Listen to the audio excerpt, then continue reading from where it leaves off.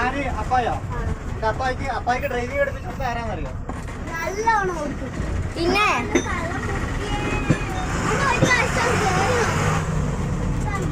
ചാടി ചാടി